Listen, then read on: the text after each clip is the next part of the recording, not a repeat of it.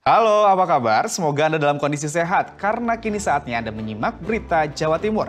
Bersama saya, Agi Kurniasandi. Sejumlah berita pilihan akan kami sajikan kepada Anda, dan berikut 3 berita utama hari ini. Seorang pria yang membunuh wanita PSK karena tak mampu membayar layanan mesum dibekuk aparat.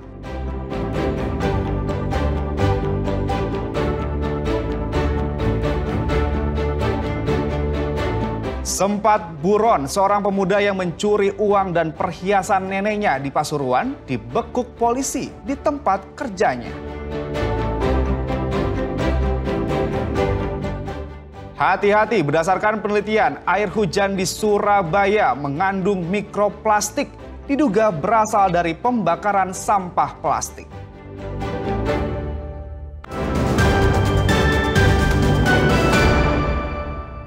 Kita ke berita pertama, seorang pria asal kota Malang dibekuk polisi karena membunuh seorang wanita PSK di salah satu hotel di Sidoarjo. Pelaku nekat membunuh karena tidak membawa uang untuk membayar jasa layanan korban.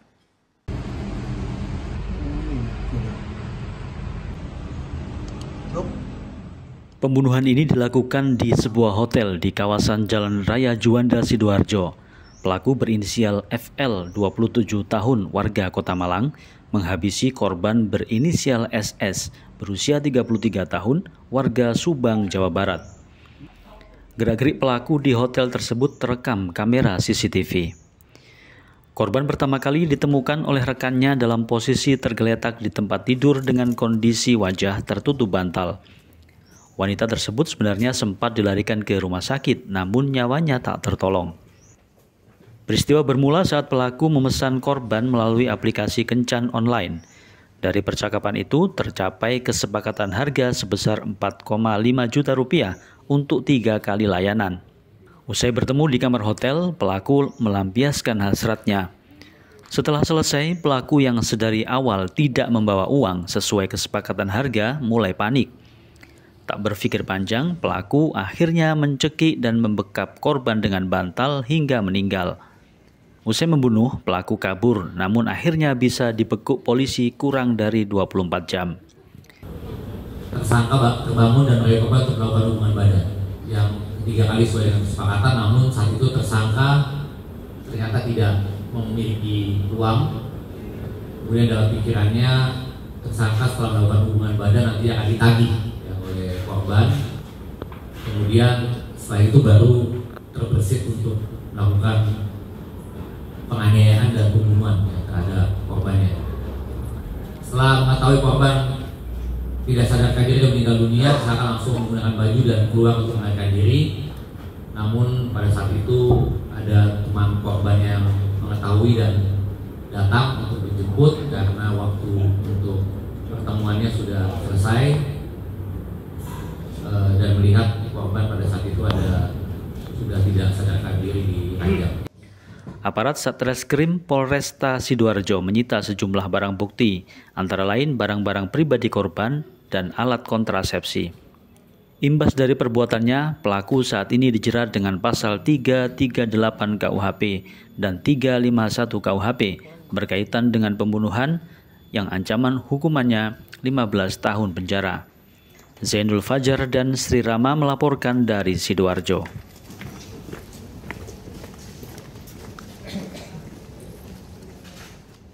Diduga akibat korsleting listrik pada pengisi daya baterai atau charger laptop, sebuah rumah di Tulungagung terbakar.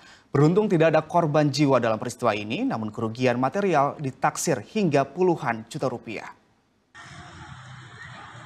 Kebakaran, Pak, rumah warga di Tegalrejo, Kecamatan.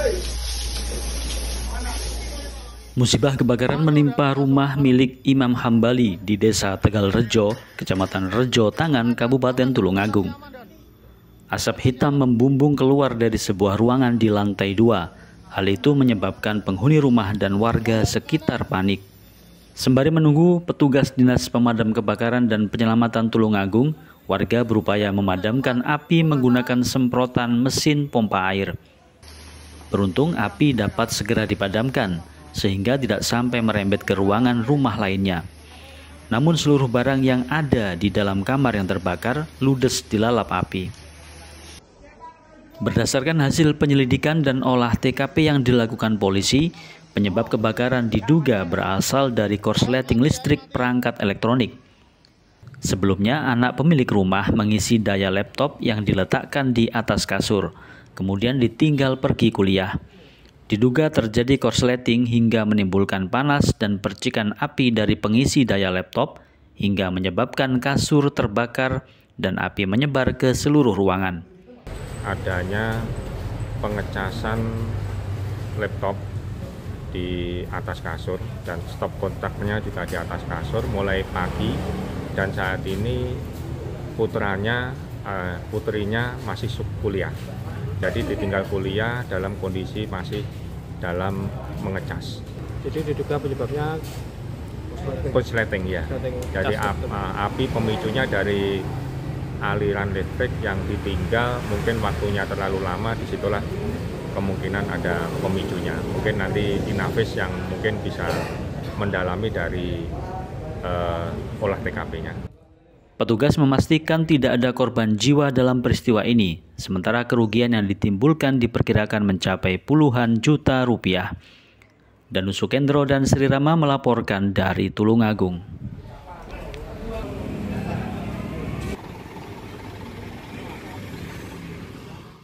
Puluhan siswa SDN 6 Kilensari di Situbondo terpaksa belajar lesehan di ruang darurat setelah ruang kelas mereka ambruk. Karena meninggalkan rasa trauma dan kekhawatiran yang mendalam pada siswa maupun orang tua, bahkan sejumlah wali murid memilih memindahkan anak mereka ke sekolah lain.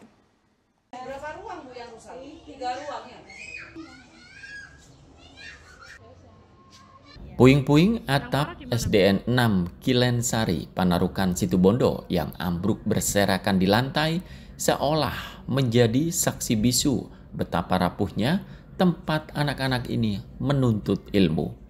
Beruntung runtuhnya atap terjadi pada Minggu malam saat tak ada satupun siswa di dalam kelas. Namun siswa tetap khawatir dan takut atap kembali runtuh karena kondisi bangunan sudah tak layak. Tak hanya ruangan kelas 5, atap yang rusak juga terjadi di ruangan kelas 4 dan 6, sehingga memaksa siswa belajar dengan menumpang di ruang darurat, duduk lesehan di lantai yang diberi alas seadanya. Atap ini ambruk karena lapuk dimakan usia lantaran puluhan tahun tanpa tersentuh perbaikan. Genteng usang, balok kayu yang lapuk, dan dinding retak menjadi pertanda bahwa keselamatan murid selama ini berada dalam risiko.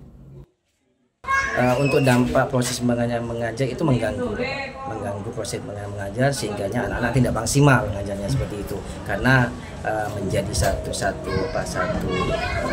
tempat mengajarnya seperti itu. Kemudian ada yang belajar di musola juga ya?